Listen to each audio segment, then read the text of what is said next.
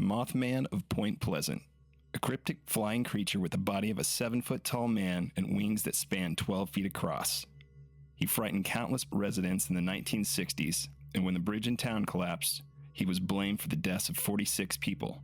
Does this story hold any weight, or is it just a bunch of mumbo-jumbo made up to scare the crap out of the locals? Stick around as we rip the rings off the supposed legend and dissect the Mount Pleasant Mothman. It's evil! Don't touch it! It's alive! I was with you. They're coming to get you by the power of Christ. This is...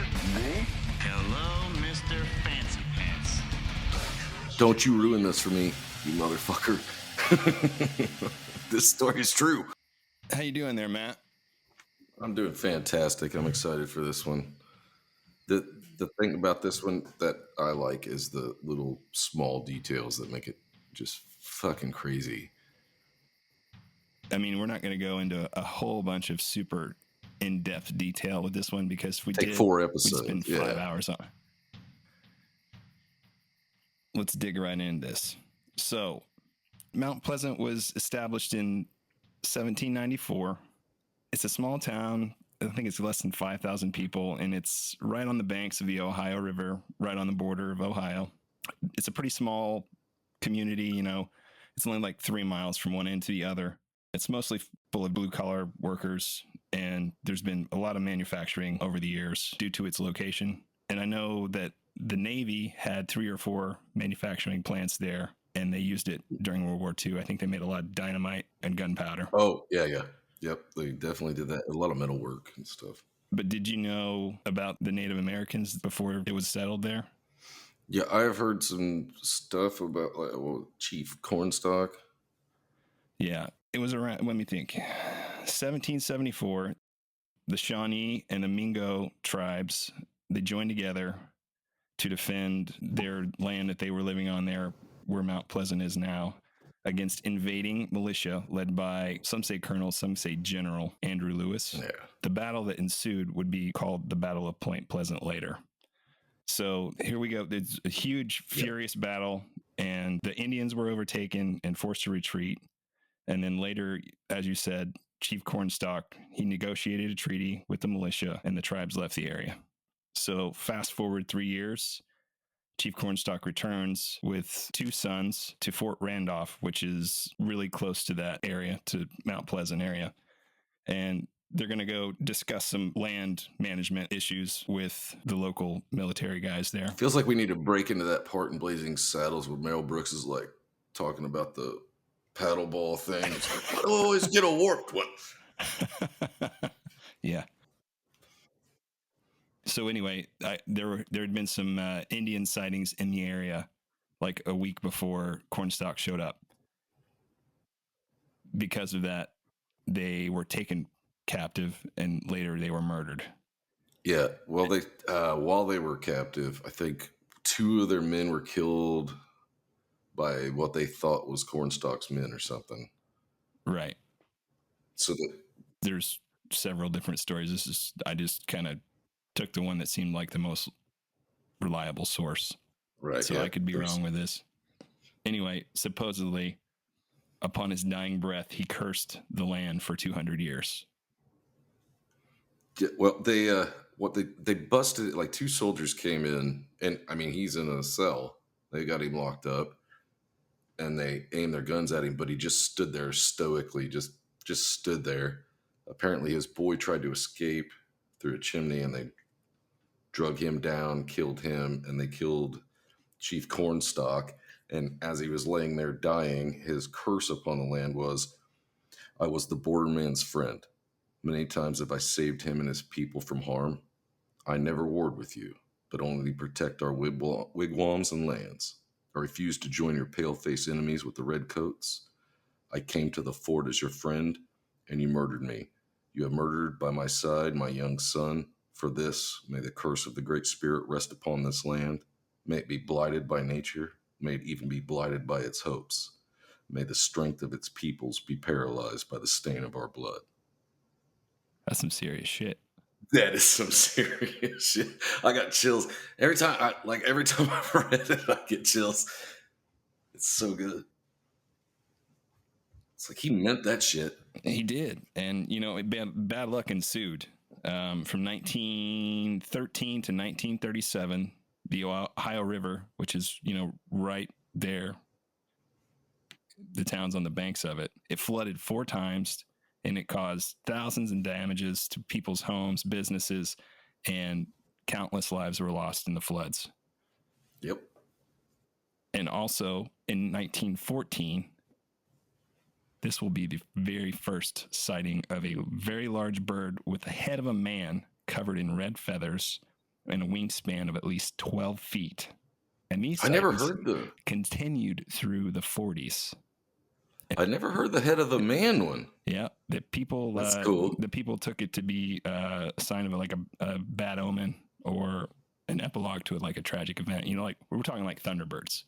Yeah. And when we talk about the Mothman, you think about West Virginia, you think about Point Pleasant. But if you go anywhere else in the country, we're talking about the same things. People always call these Thunderbirds.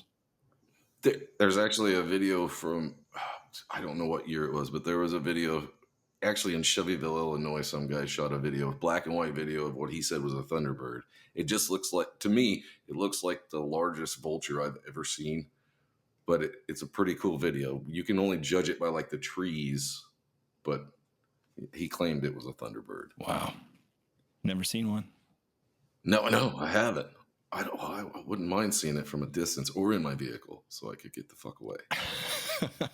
Right. Okay, so before we really go any more in depth, most of what we're going to be talking about is going to be taking place in this area in Mount Pleasant that is referred to as the TNT area. Yep. Okay.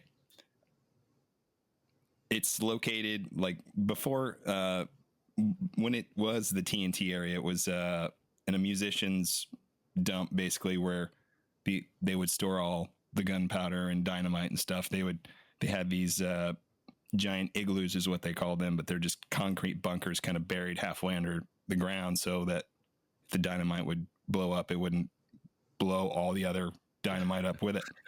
Yeah. In 1979, they actually did some testing, and the chemicals that from all this dynamite has been seeping into the ponds and all of the surrounding area since that time, since they basically had dumped all their waste and stuff into this area. You're going to tell me there's something in the water? There's something in the fucking water, There's something there? in the water. Yeah, there's something in the water, Matt. It's like Flint, Michigan. Yeah. So after the military left the area and they closed it all down, it became the McClintock Wildlife Area, and it became like a nature reserve.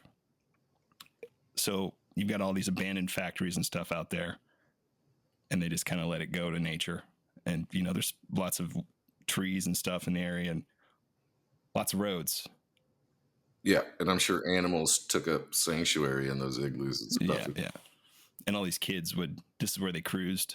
This is where they hung out. Party place. Yep. So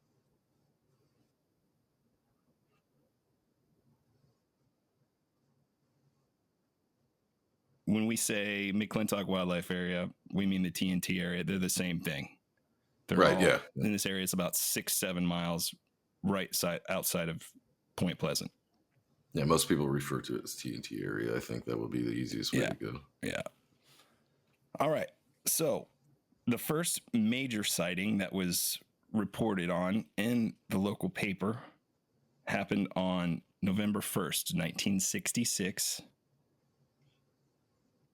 There were some National Guardsmen at an armory near the TNT area, and they claimed to see a brown half man, half bird flying in the TNT area. That's the first sighting that I could find. Yeah, and then it almost propped itself up on top of something, and the soldier said he just stood there and looked at it, and it didn't move. And he just stood there and looked at it, and he went to go get somebody, came back. It was gone. Gone. Yeah. All right. So following that sighting, the next sighting happened 11 days later on November 12th, and it was in Clendenin, and that's about an hour away. And that's when the grave diggers claimed to see a strange winged creature flying over them into the trees surrounding the graveyard. They were there digging up a grave, you know. They described it as a massive brown human being that was moving rapidly from tree to tree. I got a problem with this one. Okay. I heard it was only one guy. Oh, really? One of them seen it, and he said it was for a minute. Now, in the realm of paranormal, a minute might as well be 14 years, because most people, Yeah. most people see something in Unless a it's on tape. second. Yeah. Yeah, but he said it was for a minute, but nobody else seen it. You wouldn't have been like, you know what? Do you guys fucking see this thing? You don't see? You didn't see that? Yeah. It's still there. We've got another 45 seconds of it, and you don't see it. That story bothers me. Okay. Well, I mean, There's still like a Mothman beef on who's seen it first. Like, oh yeah, there's lots of beef with this whole story. I mean, wanting to get the tourists in. I Yeah. think that's a sale job. I think. gotta sell T-shirts, man. It's all about the T-shirts. Yep. All right. Well, 14th of November, 2 days following this supposed sighting in the graveyard, Merle Partridge, who lived in Salem, West Virginia, which is 90 miles west of Point Pleasant, he claims he saw his TV got real fuzzy, had strange patterns on it, and then he heard this really high-pitched sound, and his dog went apeshit. Okay? So he goes to open the door to his house to let the dog out, and he turns around, and the TV blows out. Like the tube, all the glass, just boom, it just blows out on the floor. And Fuck's sake. he goes and grabs a flashlight, because his dog's like running towards this pump house. It's like in a field just outside his house. He's a farmer. He lives, there's nothing out beyond him except for this field and this pump house. And he sees the dog take off towards the pump house, just just going for it. Right. Exactly. So he goes outside, shines his flashlight around, and he sees these two eyes. And he says they were like bicycle reflectors, kind of looking back at him. And he was just kind of like, what the hell? And he turns and goes back inside, and he just like, okay, I just must have imagined that, and he just goes to bed, doesn't think anything about it, gets up in the morning, goes outside to look for the dog. Dog's gone. Dog never comes home. Just disappeared.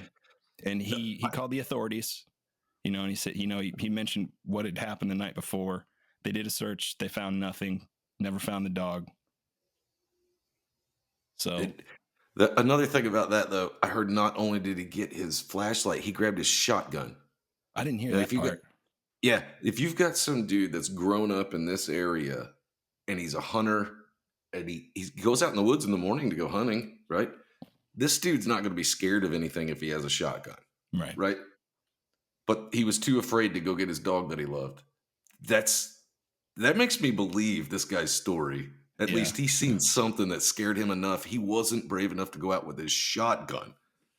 That says something, doesn't it? It seems believable. Or maybe that's why I like this story. Maybe he's just a candy ass pansy. You never know. It's a possibility. All right. So this is the one that everybody knows. Okay. So the next night, November 15th, the night after Merle Partridge's dog runs away and he pisses his pants, these two young couples are out, and it's Roger and Linda Scarberry and Steve and Mary Mallett, and they're driving around. Basically, they're drag racing out in the TNT area. Roger's got this nice 57 Chevy Bel Air. And they're out there, it's around midnight, so they know nobody's going to be out there. So they're out there laying some rubber down on the road, having a good time.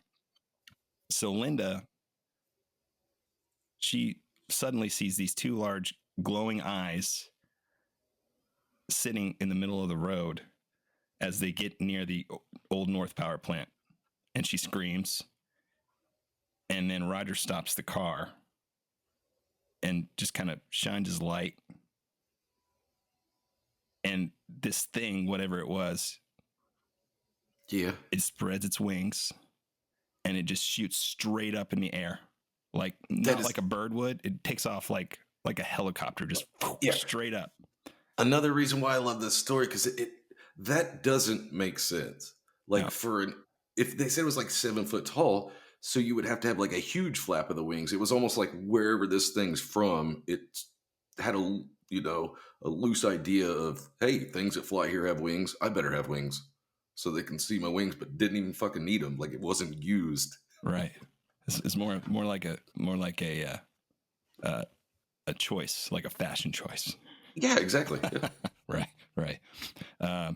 So anyway, this freaks them kind of the fuck out at this point. So he gets his car, starts taking off, and he noticed this thing is like just chasing him and keeping up with him. And he's going like 100 miles an hour all the way back into town. Which that car will do, but man, was he putting it to the limit. Yeah, I would say so. So they were definitely terrified if he was doing that fast. Oh yeah, I'm sure they were all pissing their pants. Okay, so they go back to the edge of town and they all sit there in the car and they, have a little discussion. They're they're like, okay, what the hell did we just see? What the hell was that? What? And they kind of calm themselves down, and then it was nothing. It was probably just a bird with giant red fucking eyes and a wingspan. Of course, yeah, it was probably just a bird 10 feet across, right? That's gigantic. Oh my God. So these dumbasses decide they're going to go back out and look for it again. So they turn around and they go back out.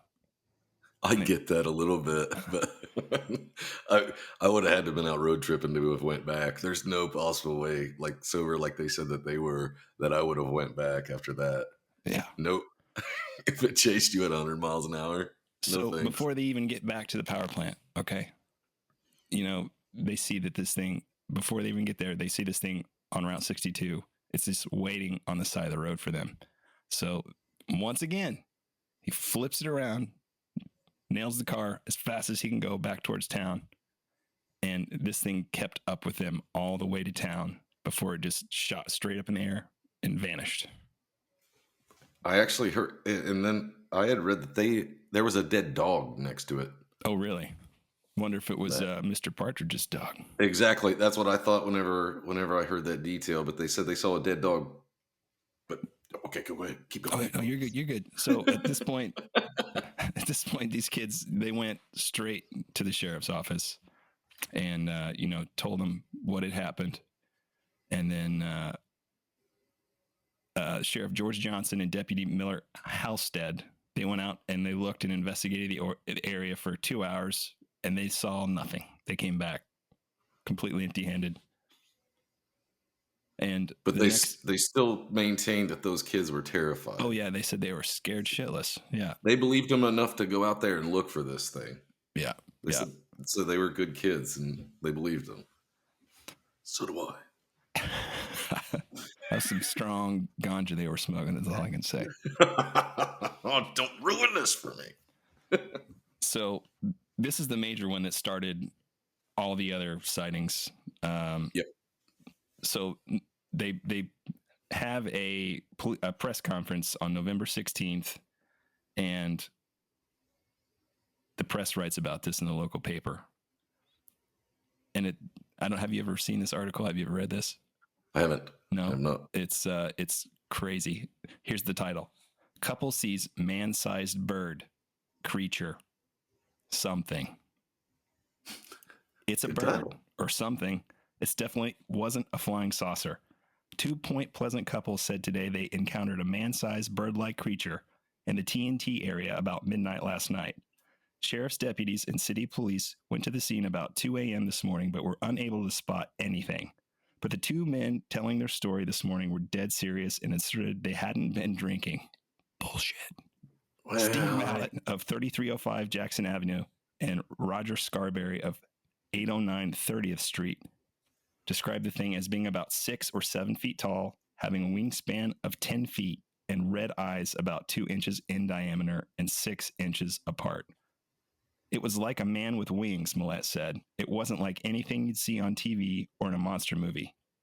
The men and their wives were in Scarberry's car between 11:30 and midnight when they spotted the creature near the old power plant adjacent to the old National Guard Armory buildings. The creature was seen standing on 3 occasions and was described as being extremely fast in flight, but was a clumsy runner. Deputy Miller Housestead said he had seen dust in the vicinity of a coal field, but it could have been caused by this bird. He said, "I'm a hard guy to scare," Scarberry said, "but last night I was for getting out of there. They did just that, but the thing followed them.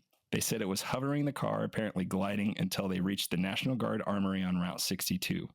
We went downtown, turned around, and went back, and there it was again. Dipshits. Yeah. It seemed to be waiting on us," Mallet said. He said the gray-like creature then scurried through a field. It also had flown across the top of the car. It apparently is afraid of light, Mallet reasoned, and maybe it thought it was scaring us off. The young men said they saw the creature's eyes, which glowed red only when the lights shined on it, and it seemed to want to get away from the lights. They said it looked like a man with wings, but that the head was not on the outside characteristic. Both were slightly pale and tired from lack of sleep during the night following their harrowing experience. They You mean hungover? Right. They speculated that the thing was living in a vacant power plant, possibly in one of the huge boilers. There were pigeons in there in the other buildings, Mallet said. Not in that one. If I had seen it by myself, I wouldn't have said anything, Scarberry commented, but there were 4 of us who saw it. They said it didn't resemble a bat or in any way, but maybe when you could visualize it, they said it could possibly look like an angel. The last time they saw it was at the gate of the C.C. Lewis farm on Route 62. They heard a sound like wings flapping, and they said the bird rose straight up like a helicopter. Yep. This doesn't have an explanation to it, Mallet said. It was an animal, but nothing like I've ever seen before. Are they going back to look for the creature? Yes, Mallet said. This afternoon and again tonight. Today, Scarberry said, but tonight, I don't know. Yeah, exactly. Well, I wouldn't describe it as an angel. If anything, that terrifying. Why would you? If it was an angel, why would you run from it? Right. That seems like a terrible. Well, if it looked like a giant moth, I think I'd fucking run from it for sure. Oh yeah, anyway, yeah, definitely. But I also, how were the breathalyzers back in '66? Probably not as good as they are. So they could have got by with saying they were sober, and maybe they said they went back to look for it, so they give themselves a little bit of time to run home, brush their teeth and shit before they went to the sheriff's office to tell. Right. Because I'm trying to think, whenever I was that age, well, we wasn't being out cruising around with a couple of girls not drinking. We've been like, bring up, baby, come on. Well, these were married couples that were doing this. Yeah, exactly. I did the same thing. I've been like, bring up, baby. Right. I also want to note right here that the name Mothman was created by an anonymous copywriter, and I can't remember in magazine. The dude that was writing for the newspaper. I didn't find a name. I looked and I've read like 40 articles, watched. I don't remember like it. I've watched God knows how many documentaries on this. Yeah, I could never find a name. But he was a huge Batman fan, right? And Batman came out the in TV 66. show. Yeah. That makes sense. So, just wanted to put that in there. Yeah, because we got to mention Batman. The show was great. Adam West. All right, I want to note something. You know, we're what, like about 20 some minutes into this, but we're only 4 days into these sightings, and that's why we're not going to do all of them. Okay. Yeah. So I just stuck to the ones that the heavy hitters. Yeah, the more interesting ones, and just kind of keeping in a timeline here. Yeah. So the following day, on November 16th, Linda Scarberry, wife of one of the guys from the night before, she's rushed to the hospital after experiencing a nervous breakdown. That happened. That's you didn't see nothing and have a nervous breakdown, right? The same day, something happened. Yeah, and I've been pretty blasted on drinks before, and I've never had a nervous breakdown. Seen anything crazy that scared me to death like that? What were you drinking? Who the fuck cares? There was a fucking Birdman out there. What are you talking about? Right? Give me a drink. Give me one. I need one now. See how bad I'm shaking? So this same day that she's admitted to the hospital, another lady and her brother, Faye DeWitt, they headed out to cruise the TNT area to look for the supposed Mothman, and they wanted to disprove it, and they wanted to prove it was a fake. There was somebody messing with everybody. So they went out and they headed towards the old power plant, and Faye's brother kept kind of like just staring at her and like kind of out the side window. And she finally asked him, like, "What are you doing? What are you doing?" And he told her not to look, but he's like, "There's something beside the car." And she turned around and she saw two giant red glowing eyes. She screamed. Her brother just gasped it as hard as he could, and he kind of took off towards the power plant, going to try to lose it. Yeah. And they ended up in a dead end in the power plant. And this thing landed on the hood of the car. And just You stupid bastards. rotated its head and looked at one of them, and then it would turn its head and look at the other one. And it did I love this every for bit of that. it looked at them for like a good minute or two, and then it just shot straight up. And she didn't see where it went. Her brother gets out of the car What? and The looks, balls on that guy. and he sees that this thing has gone about 5 stories up and is on the roof of the power plant. So this dipshit decides he's going to start chucking rocks at it. That'll do it. So, he finally gets close enough that he hits what he thinks is foot, and then it just flies off in the darkness. I don't understand why you would think chuck rocks or why you'd even. I wouldn't get out of that car. That's part of that. Oh, see that starts making me. No, you're supposed to run, bitch, run. Yeah, get the fuck out of there. Everybody Turn the knows the car rules. around and go. Right. Get out and chuck rocks at it. I want you to note something, all right? It's still November 16th. I've got another one from the same night. This thing's fast then. Yeah. It's like trimmers. Mr. Must be and 3 of Mrs. Raymond Wamsley, along with Mrs. Marcella Bennett and her infant daughter, Tina, they were all on their way to visit Ralph and Virginia Thomas, who were some friends of theirs who lived in the TNT area on a farm. They arrived at the home at around 11:30 p.m. They weren't going to stay long. They just hadn't seen them for a while. Anyway, Right. they come to find out that Ralph and Virginia, they were out for the evening. So they stayed briefly and visited with their 3 kids, and then they started to head back to their car. And halfway to the car, they saw a figure slowly rise up behind it. Marcella described the thing as being gray, larger than a man, with terrible glowing red eyes. And she was so I've seen a scared trend. that she dropped her daughter and just like fell on top of her and froze on the ground. Like, Well, at least she tried to save her. I thought she was doing like one of those marsupial things where they throw the baby out of the pouch so whatever's coming at him gets Right? it. Just her, I'm out. She said she felt like she was almost in a trance. And then her friend Raymond picked up Tina, the girl, and then she grabbed Marcella off the ground, and they raced along back to the house. They quickly shut the door, bolted the lock, and within a second, they heard a noise on the porch. Like this thing started like just boom, it like hit the front door. Like a second after they shut the lock. Oh, that's perfect. Then they saw 2 red eyes appear in the window, staring through the window at them. And then everybody freaked the fuck out. They called the cops, and by the time the cops arrived, it was gone. Just like a horror movie. Dum, Cops dum, get there, everything's all dum. settled. All right, I know we're probably boring the shit out of people with all these dates, but I thought these were really interesting stories. Because of how close, well, the whole thing was like 13 months, wasn't it? Yeah, it was 13 months of sightings start to finish in this particular time span. Area, yeah. Which will be an interesting little tidbit when we get to the end when I tell you about something. Oh, don't you ruin this for me. All right, so let's go to November 27th, okay? It's 10:30 in the morning, and Connie Carpenter is driving home from church Mm-hmm. When she thinks she sees a man on the side of the road next to the golf course, the Mason County Yep. Golf Course on Route 62, Mm-hmm. until the man spreads his wings that span 10 feet across, and it flies right at her car.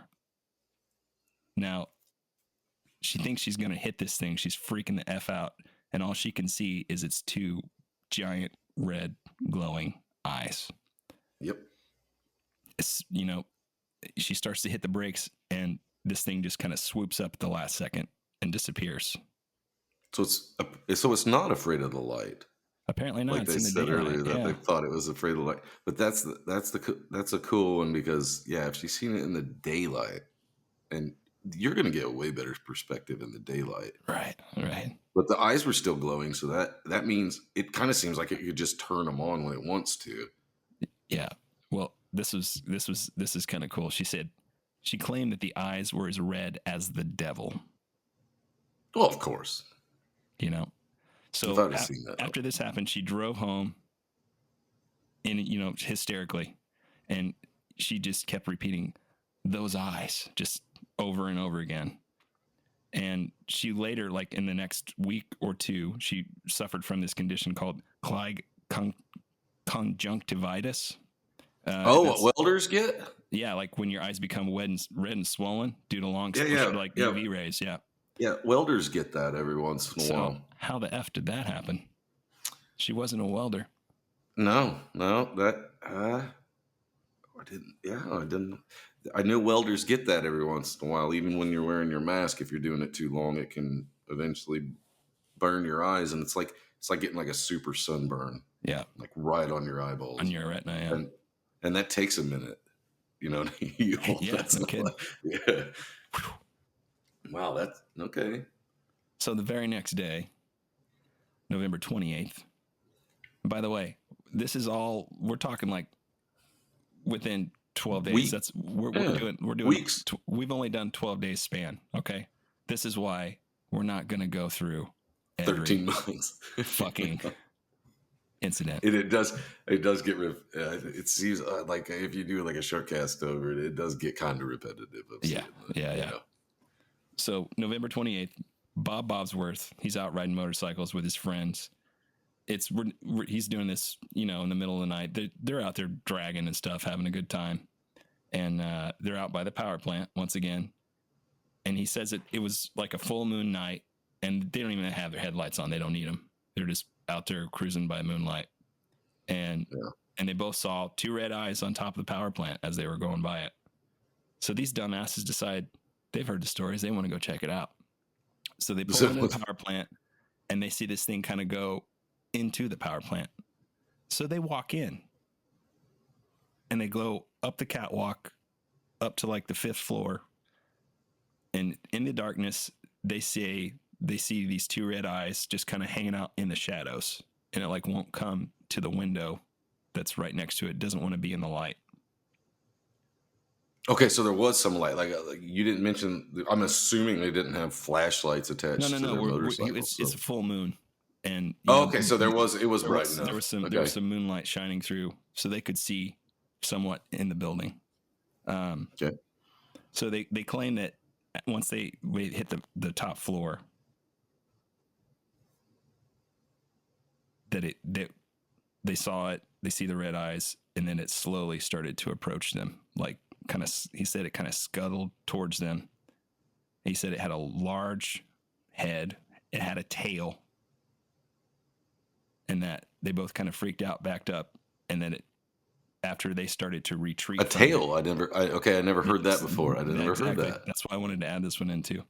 They say after they started to like retreat away from it because they saw that, wait, this is not a fucking bird, it kind of turns towards the catwalk and just like flies off out into the night.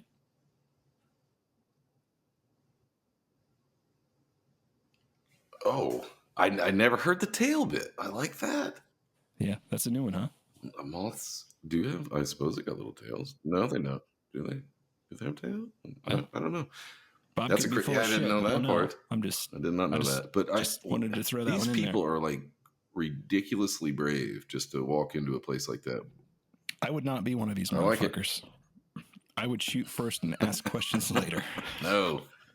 Like, woo! Like, pass me another clip. May I please have another clip? Exactly. Yep. That's how it go. Yeah, I thought it was like 1966. Didn't everybody have a gun on their side? Well, in West Virginia. Yeah, I don't know why they wouldn't. We interrupt this program to bring you live from Trapper 7. We've got Mr. Spar up there. Spar, what's going on up there in the air? Yeah, the whole fucking bridge is coming down. This is just outrageous. There's presents floating in the water and all sorts of shit.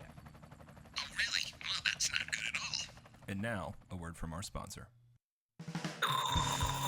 Oh man, my eyes are so red right now, man. Oh man, are your eyes red? Because I got this new Mothman eye drops. Does it work, man? Totally works, man. Yeah, man. Pass that shit. You'll be seeing the Mothman in no time. Fuck yeah, bro. Made from pure LSD. Did you say now, fast D, man?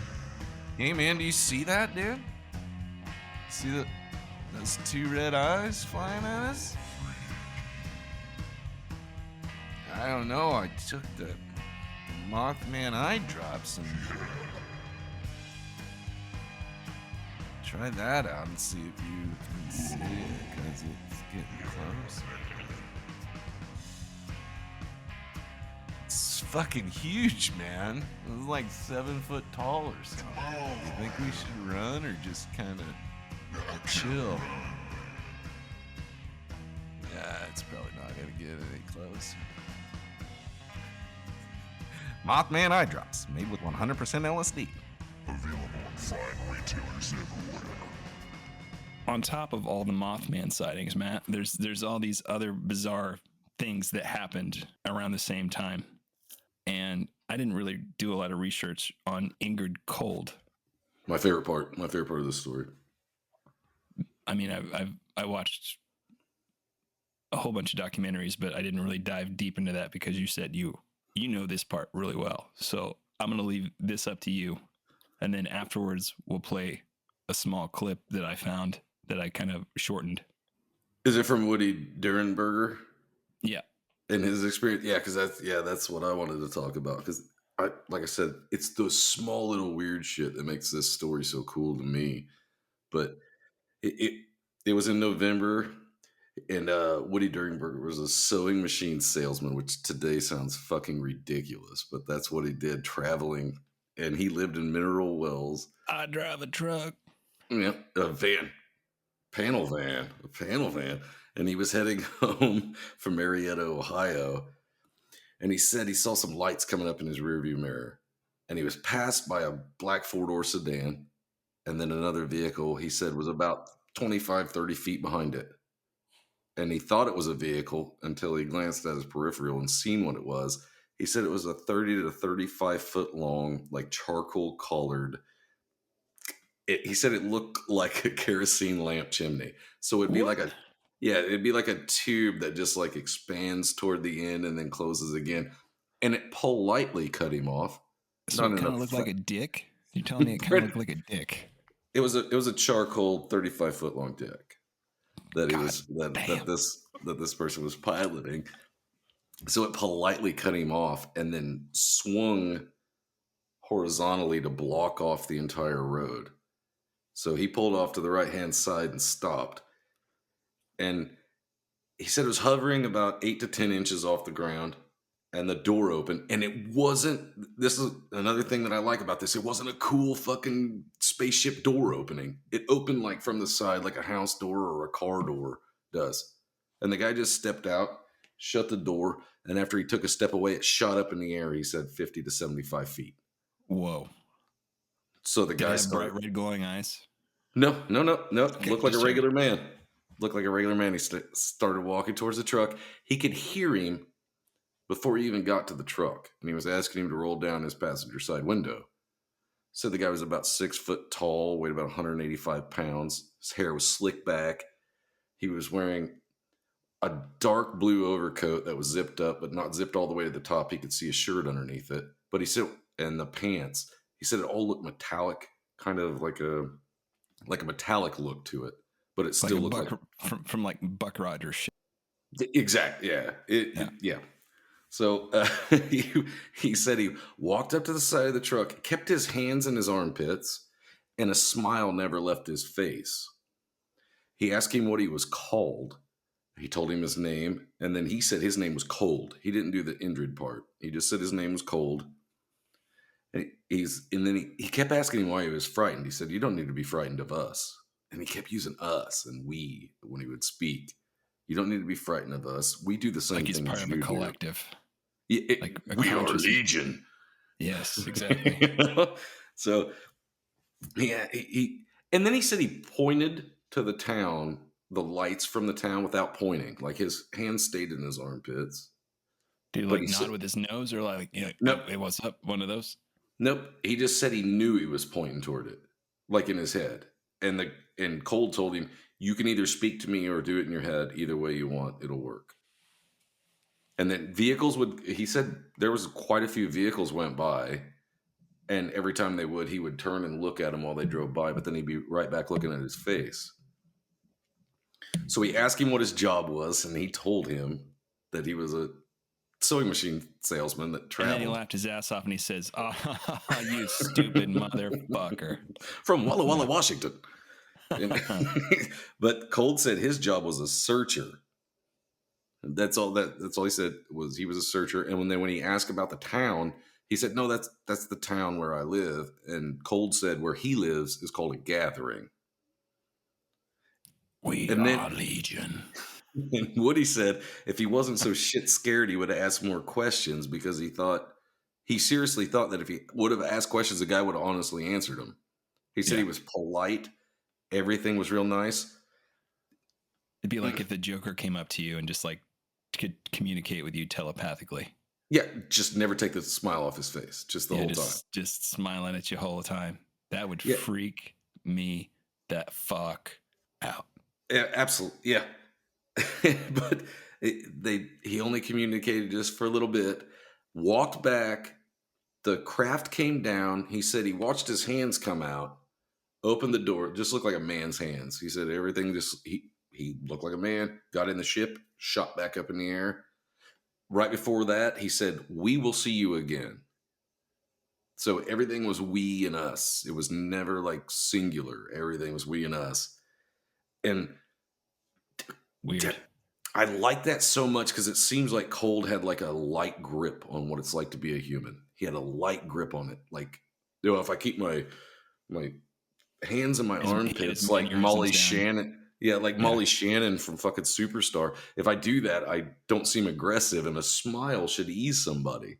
Well, yeah, it should to a point. You can't just stare at somebody and smile constantly. That's fucking creepy. So I'm wondering if like whatever Cold is, if he's even real, if like the constructs that we've made in this life to make it make sense, like time and math, like that means fuck all to him. Like nothing matters. It's just like, yeah, what are you called? Right. What time is it? So now, I've listened to the whole interview. Yeah, it's a good one. I like to listen to it too. Yeah. And I'll put I'll put the link in the description of the episode if you want to check it out. It's about 30 minutes long. And it's good. But they mentioned the planet name, which I can't recall off the top of my head at this moment, that he said he came from, and that he also had 3 children at the time of this incident, but that now he had another one, like a 4th child. It's so fucking weird. Fucking wackadoo, man. It's fucking wackadoo. I know, but I'm torn between wanting to have that experience and then what life is like after that experience. It was like everything's going fine, then you have that experience and you're like, I can't tell anybody this. They're gonna think I'm fucking nuts. There's no way anybody's gonna believe this shit. So I don't know. Wackadoo, boy. Exactly. What do you do after that though? If that happened to you and you've seen that, you're done because now everything's real. It's all of it. everything you've ever heard is fucking real now after one experience. I also want to note that incident apparently happened on November 1st, which is prior to the Mothman. Yep. That's a and prequel. The prequel. But the next day, there were two men in Parkersburg that had an encounter with a man that was described as being very similar to Cole, that he spoke with a strange dialect, never opened his mouth. He seemed to communicate telepathically, and he smiled the entire time. Almost seemed human, but not quite. Yeah. And I think I forgot to say this, but I think the fact that the black sedan that it was following could be like a Man in Black situation. Let's talk about that too. Let's go with the Men in Black thing. Man, there's a lot of them. There's a lot. As soon as all this stuff was starting to be printed in the local press, it kind of spread throughout the United States. It took, it's not like social media today. It took a while, but within like a month, there were people. They said they look like FBI agents, or trying really hard trying to look like. Yeah, they were reported to frequent Point Pleasant, dressed head to toe in black suits, white shirts, black ties, black shoes. They all seem to be like perfect in appearance, not completely out of style for the 60s. Almost too much. Yeah. They persistently asked people questions about the Mothman and told people not to speak about it. They apparently they visited the reporter Mary Heil, who worked for the local paper there in Point Pleasant, and questioned her about the creature and urged her to stop reporting on it.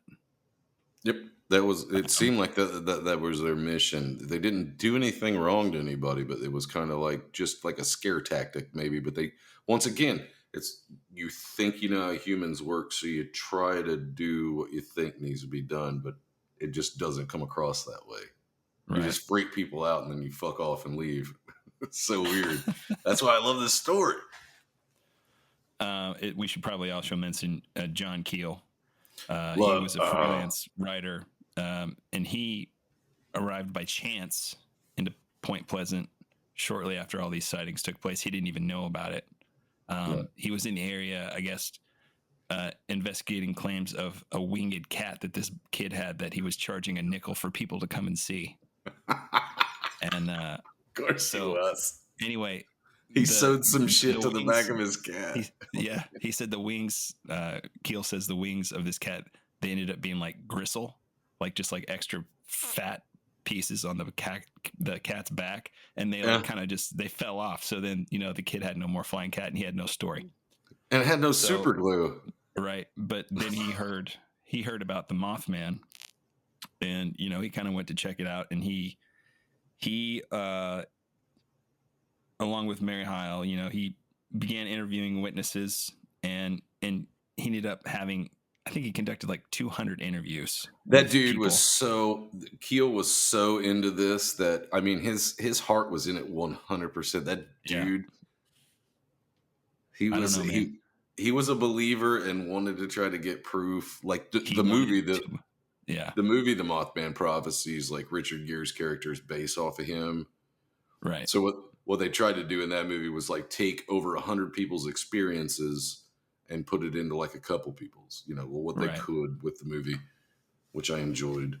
But he Keel also claimed to receive strange phone calls, having his phone tap, and having these strange men blessed in drag suits and hats who drove black sedans follow him. And he's the one that coined the phrase "Men in Black." Men in Black. Yep.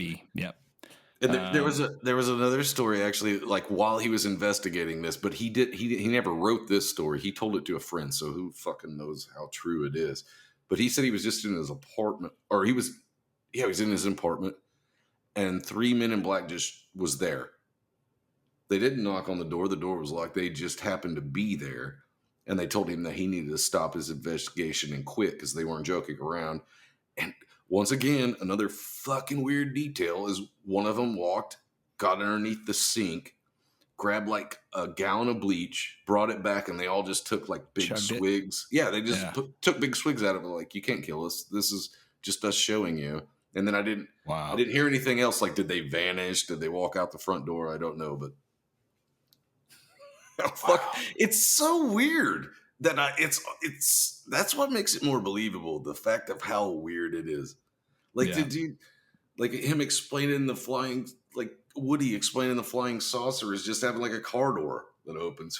No, if you want it to look cool and fucking fly down like the Millennium Falcon does, or land like Slave One. Right. Slave One, by the way, is a reference for those that don't know Return of the Jedi or Empire Strikes Back. Oh, they changed the name of that ship, didn't they? Oh, shit. Yeah, I forgot. That's all right. We're not going to be politically correct. Did you hear all my bad Asian and Mexican accents? Well, it makes me think of the robot chicken thing where Boba Fett's yeah. Right. Oh, shit. Anyway. Okay, I'll just skip the robot so chicken Linda thing. Scarberry, who we mentioned, she was in the first published record of this. She said she was also approached by the men in black. She said that they drove black Cadillacs, and she said that their skin was kind of transparent. Yep. And you could see the veins in their hands very clearly. Their fingers were very long, longer than a normal person's fingers, and that she noticed she said that when her father shook their hands, he told her they were awkward in the way they shook their hands. Like they seemed to not know like what the hell they were doing when they were shaking hands. It's like it's like you're learning a new language and you partly know some of it and you're just trying to inch your way through it. It's like they kind of know how humans act, so it's trying to do it, but they don't know how yet. Right. She also claimed that these men in black, they were 3 or 4 of them in a car, and that they would follow them around, like even through drive-thrus of like restaurants, and they were afraid to like turn around and look at them. So they didn't pay it back. So they didn't. Yeah. This is the supposedly most frightening claim. Was from Connie Carpenter. Yes. Yeah, this who is I mentioned earlier. One. She said on the morning of February 22nd, 1967, she was walking to school when a black car holding, having with these men in black, and it, pulled up beside her, and the men told her to get in. And when she said no, they grabbed her arm and tried to force her into the vehicle. And she managed to like get the fuck away from them. And she got back to her house, and there was a note that she found under her door the day after this saying, "Be careful, girl. We can get you. We can get you." Oh, that's fucking freaky shit right there. I like it. It's so good though. I like it. Because there was another Connie, and it must not have been Carpenter. I thought it was Connie Carpenter's story, but that doesn't match up with this one. But there was 2 Connies, I know for sure. But this one said that a 6'6", about 350 man came to their door, knocked on their door, dressed what about Andre the Giant? And he was basically dressed the same way, had the hat on, the black suit and everything. And he said he was looking for like something to do with an inheritance. And he was wanting that there was this inheritance suit, and he wanted to find out if they were the people that were going to get the inheritance money. And so he just asked, "Is your husband home?" Came inside to sit down. They said once he came inside, he took his coat off and his hat. His head looked fresh shaven, and they said the same thing about like the skin, like so pale, but also his eyes were bulging like out of his head. Like his nose and mouth looked the same, but his eyes were like bulging. Are we talking like Arnold Schwarzenegger in Total Recall when he? Yes, that's exactly what I pictured as well. Yeah, that's what I was thinking. So he was asking him about birthmarks and scars and where they were, and if they'd fly anywhere in the U.S. to accept this inheritance. So it was just about supper time for them. So being polite, they asked him if he wanted to eat, and he said no, that he was on a diet, but he would need a glass of water in 10 minutes. And they said as they sat there and talked to him, his face got redder and redder. And when it got to the 10 minutes, he asked if he could have that water. Brought him a glass of water, and he took out like this huge yellow pill, took it, drank the glass of water, and started to calm down. But also his suit was very ill-fitting. So when he sat down, like the bottoms became Michael Jackson, even then some, because they were almost halfway up his calf. And they said they seen a green wire that came out of the sock and went up into the pants. Weird. So some kind of green fucking wire. So after he sat there and talked to them, after he sat there and talked to them for a little while, he just walked out. They said he went to the end of the drive and like done a hand signal. A black Cadillac with its lights off at night pulled up. He got in it and they drove away and never turned their lights on. Whoa. Crazy fucking details. How weird is that? Who's going to make that up? I mean, I guess I suppose you can, but this story is completely true. So let's keep going. Right. Well, Matt, you're going to fucking ruin it. You're going to ruin me at the end, aren't you? No. You got anything else to add to the Men in Black? There's been so many stories, but they're all the same. Where it's like it almost looks like they can be faked, like they did it on purpose to look a little bit fake. To like if somebody did it, so that could be the way it was designed in the first place, or that's just how the story's gone. But there's still stories of them where they look a little off, like something isn't right, like the doppelganger stories and shit that you hear about how looks exactly like something, but something isn't right. You know, it's something isn't right. Other than that, they look. It tastes like chicken, but it's just not chicken. It's not chicken. Something's wrong with that shit. Something's wrong with it. Yeah, but I got you. I love the fucking stories. They're so like I said, just the weirdness of it, like it just being. But that's also how every science fiction author gets their books out, is make it a little bit off, a little bit weird. Right. I mean, but this story is true, so. Right. We'll see about that. All right. The other thing that Point Pleasant is known for, other than the Mothman, is the Silver Bridge. Yeah. So the Silver Bridge, it was built in 1928 to connect Point Pleasant, West Virginia, to Gallipolis. I'm not sure how to pronounce it. Ohio. You're gonna fuck. It doesn't matter how you say it. Both people that live there, they're like sister cities, kind of like Champaign, Urbana, and Illinois. There's two cities that kind of just run together. So on December 15th, exactly 13 months after the first sightings of the Mothman, in rush hour traffic, traffic is, we're talking pretty bad. There's two traffic lights at the end of the bridge. There's one on each end. Yep. Both of the lights were red. The bridge is packed with cars and trucks from the local interstate, out doing Christmas shopping and shit. Yeah, everybody's Christmas shopping and shit too. Everybody's getting off work around this time. So because of all this weight, which the bridge collapses, and 46 people die in this tragedy. Two were lost, I think, that they never found, right? Yeah, two were lost, they never found. So this is the reason that we now have standards for bridges. There's a bill enacted, and because of this incident, because this wasn't like the hanging cable bridge. It was like it was a suspension bridge. But it had I-beams No, there were no I-beams. It was think of like a chain, like on a bike or a motorcycle. It was like that. That's hole on each end.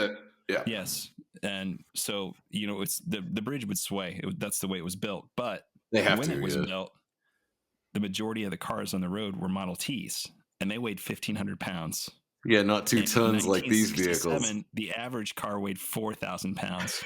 2-ton vehicles. Yeah, exactly. It was said to be weighted like it was like 4 times over its weight limit. And let me just give props to the American motor makers that can get a 2-ton vehicle to do 100 miles an hour. Yeehaw! Right? Goddamn right. So the bridge didn't have a fail-safe. Like I said, it's similar to a bike chain. So it only took one piece. Yeah, it was just one like had a crack in it or something, right? That they found later. It's cold, which is it's gonna make not good for metal. Make it more brittle, maybe. Brittle, yeah, it does. Makes it a lot more brittle. So that's the reason it failed. And like I said, it only took the one piece, and the whole thing just came down because of the way it was built, with no fail safe.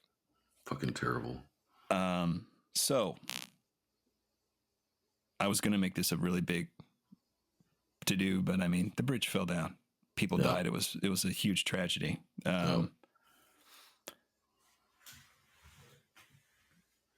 46 people died either by being crushed or drowned. And here's the weird thing I wanted to mention to you. The joint that failed was joint C13N. And it was 13 months exactly after the initial sighting of the Mothman. Oh, it's a fucking numbers thing coming back, right? Yeah, it's a weird thing, isn't it? It pops up constantly, but then also, like, do you remember that shitty Jim Carrey movie, The Number 23? It's like if you look for it, you'll find it. Yeah. You know what I mean? 13 is my lucky number. A lot of people think I didn't know that. I think a lot of people think 13 is their lucky number. It's just a fucking number. Doesn't matter. Whatever, bitch, you owe me $13. I will give you $13 and a penny, because I don't want to be unlucky. I want to be like an American hotel where I don't have a 13th floor. Of course, the 14th floor is the fucking 13th floor. You don't know how to count. So anyway, in 75, about 10 years after this happened, John Keel releases the Mothman prophecies. And he cites the bridge disaster and incorporates all the UFO activity and the Men in Black. The book takes off. Town becomes kind of iconic amongst conspiracy theorists, ufologists, if you want to call them that, and just paranormal fans in general. And then in 2002, they released the movie with Richard Gere. And Deborah makes a messing of it all. Mm-hmm. That weird fucking chick. Grace? Yeah, Will and Grace, that chick. Yeah. I love that movie. I think she seems. I own it. I like that movie. Yeah, I like it. I almost watched it, and then I was like, I didn't remember it, and I was just like, I'm good. No, well, one of my favorite lines from that movie is when Richard Gere is playing Keel's character, and it's not the same last name, but they make it kind of close in the movie, and he's talking to Ingrid Cold, and he asks him, "What do you look like?" And his response is, "Depends on who's looking." Right. So that just stuck with me, because what would Cold have looked like to you? Would he have looked like a dude with the slick back hair, or would it look like a girl? Would it look like a monster? And that's just movie lines, but that just went through my head because all this weird little tiny stuff made me think that if, just one little twitch off, who knows?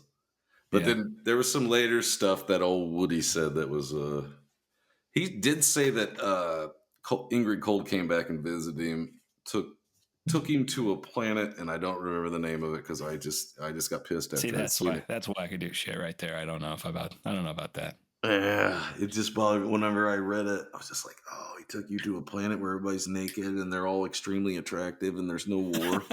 Take me with you. I was like, because I want to believe this, but nobody's going to if we keep poking. I want to believe there's a planet with naked, attractive people on it. Well, I wanted to believe the Ingrid Cold thing, and then until he said that, and then it's kind of like, well, that's your reward if you believe in him. It's like Santa Claus or some shit, but.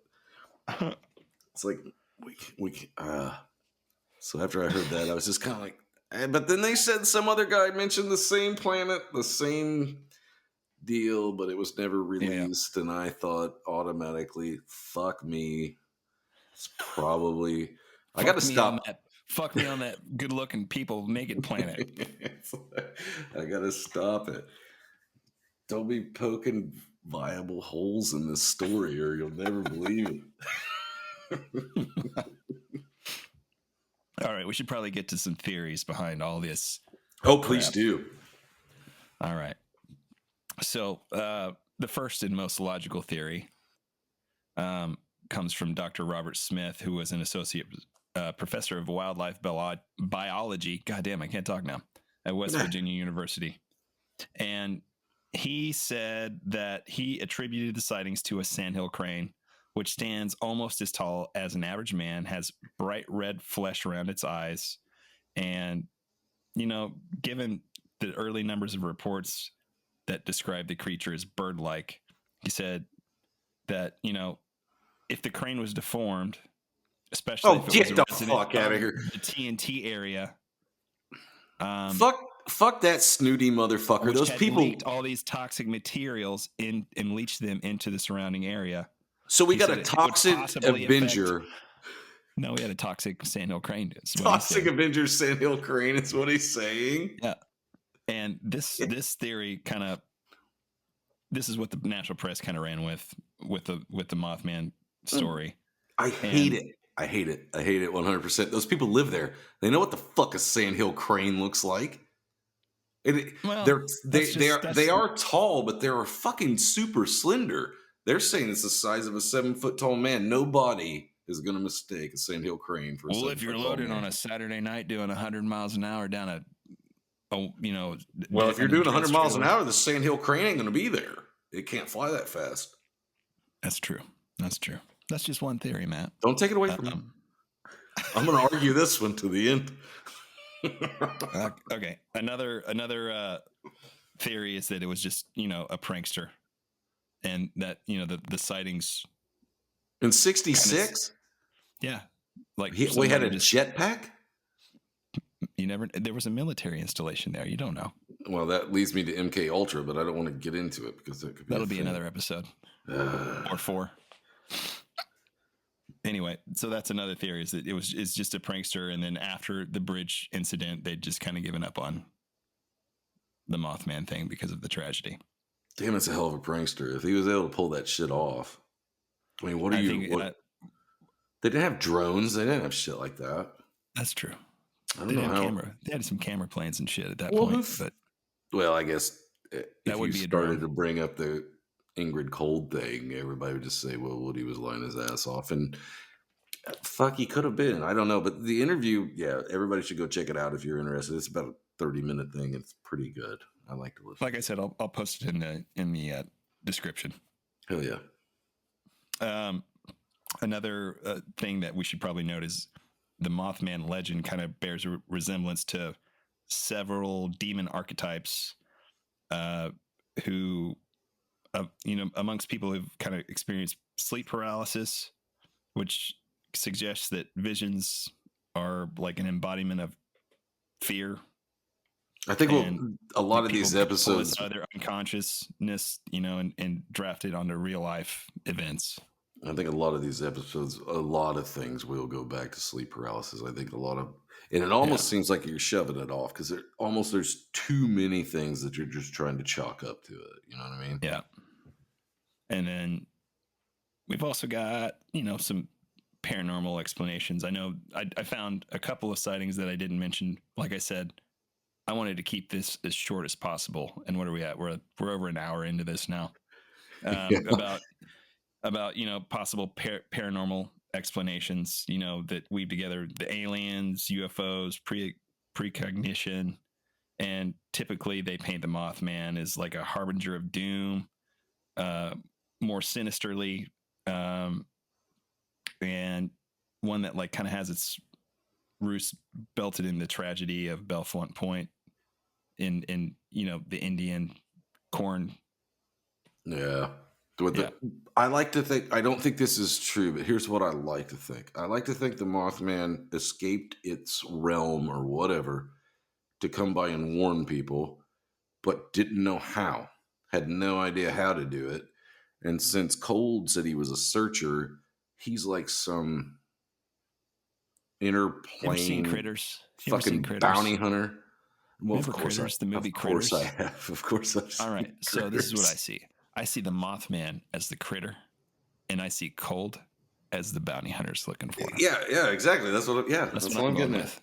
That's what Yeah. that's my theory. Yeah. If you want to go with the Cold thing, I'm fine with it. Yeah. Let's say, that shit happened. Okay. Let's just say it did. Maybe. Most likely, probably. Doubtfully. But I'd go with most likely. But I mean, I wish it was real. I don't know. Let's wrap this shit up. Yeah, we can't debunk everything. Nobody's gonna. We're not going to debunk anything. I don't think. Well, you can't debunk this fucking story. There's too much shit to it. Oh my god. Over 100 fucking people that wasn't even talking to each other at the same time. Yeah. News didn't travel then like it does now. They didn't jump on TikTok or what the fuck ever and see somebody talking about this shit. Right. And the stuff he was talking about happened, 2 weeks? How long does it fucking take a paper to come out in 1966? At least a week, right? Yeah. So it happened pretty quickly. Word of mouth was slow back then, I believe. As slow To as the the point where vehicles. the president of the United States found out about it. I mean, that's pretty crazy. All right, let's wrap this shit up. Okay. So the idea that the visitations from the Mothman predicted disaster led people to believe that maybe there's ties to Chernobyl as well. There's sightings of him there in '86. And with the Mexican flying swoo outbreak in 2009, and at Fukushima, Japan in 2011, there's claims of Thunderbirds or the Mothman being sighted there. As for sightings of the actual Mothman of Point Pleasant, they've really declined since the 60s. But every once in a while, you'll see a new one pop up on YouTube or the local news or whatever. The last one that I found was like in 2016 when this young guy who had just moved to Point Pleasant saw what he described to be what would be the Mothman kind of jumping from tree to tree. And he claimed to the local reporters there that he was unaware of anything to do with Mothman. He'd never heard of the Mothman before. How the fuck do you live there and you've never heard of the Mothman? All you gotta do is drive downtown and be like, what the fuck's that statue? I don't know, man. I don't know. I don't get that one. I'm not disclaiming this thing. I thought this was a really interesting story. I love it. And like I said, we just barely scratched the surface. I could have gone into so many more details. We could have drug this out we could have made 6 hours out of this. We could have made it boring as shit. I don't have that much beer, Matt. I just don't have that much beer. But I've enjoyed the couple that I've had while we've been sitting here discussing this. And I've had fun talking about it with you. Well, I've had fun as well. I'm glad you're excited about Ingrid Cold. I don't know what it is about it. It's just like my favorite character from this thing that I just thought, I was like, how cool is that? It was the weirdness. Like I said, I've said it too many times, but it's the fucking little weirdness that makes it more believable. It's the little details. Yep. The devil is in the details. So we'll never know. I mean, really, but I do love the story. I hope it sticks around. You can't debunk it. I don't think it's going to go anywhere. I mean, there's a local historical museum and a 12-foot statue there in Point Pleasant. If you decide you want to go check it out, and there's an annual festival that takes place every September. So go check out Point Pleasant if you want to go experience some weirdness. Go buy a Mothman t-shirt. The only Mothman museum in the world. Other than that other town with that one dude that's a bullshitter gravedigger, they're trying to fight for the rights of the first sighting. Because if you're going to take it away, they already made a fucking movie with Richard Gere in it. Give up the battle, my man. It's over. Well, Matt, thanks for hanging out with me, man. Always a pleasure. Let's do this again next week. Hell yeah. And I do want to give props to my buddy Drew, who took the fucking shanky ass sketch of our faces that I drew and turned it into something worth fucking looking at for our logo for the podcast. Right on. Yeah, that's pretty slick, man. I thought that was cool as hell. He knows computer, and I'm not huge on knowing computer. Oh, you're good. You're good. I don't have all You the... leave the computers to us weirdos, and you just keep drawing I know. and researching. What, I will definitely do that. This next one's going to be a fucking weird one. It's going to be crazy. Shh, don't give it away. I'm not going to. Well, thanks for hanging out with us, guys. Until next time, this is Zach. This is Spar. And we'll see you next time. Mr. Dunberger, in your own Later. words, would you please relate what happened last night? And last night, shortly after 7 o'clock, I was coming from Marietta, Ohio, coming down Interstate 77. And just before I came to the intersection of Route 47, there was a car past me, overtaking me from behind. And following closely behind this car was this unidentified flying object. And as the car ahead, or the car behind passed me, this object swerved directly in front of my truck, turning crosswise. And when it turned crosswise, it slowed down. It started slowing not abruptly or too fast, but it gave me plenty of time to step on my brakes and slow down with it. But it forced me to come to a complete stop. As soon as I had stopped, there was a door opened in the side of this vehicle, and this man stepped back and came directly to me, or came to the truck, to walk to the right-hand side of the truck, and he asked me to roll down the window on my right-hand side of my truck. And I done what he asked. And this man stood there, and he first asked me what I was called, and I knew my name, and I told him. And he asked me, he said, why are you frightened? He said, don't be frightened, we wish you no harm. He said, we mean you no harm, we wish you only happiness. And I told him my name, and when I told him my name, he said he was called Coleman. That was the name that he was called by. And he asked me what the city of Parkersburg, he pointed to the lights, he didn't point, but he gave the impression that he was pointing, and he asked me what that was called. And I told him it was Parkersburg, it was a city, a town, and he asked me if most all the people lived in this city or town. And I explained to him that it was a place of business, it's where we transacted our business, that the people lived in communities, outlying communities, most of the people. And when I told him that this was a city, he said that where his home was, that was called a gathering. And again, he told me not to be frightened, which I was. I was very frightened. And as far as I can understand, this was all mental. There was no spoken words from him. I knew what he was asking me, and yet he stood there and his mouth did not move. He had a smile on his face. He appeared very courteous, friendly.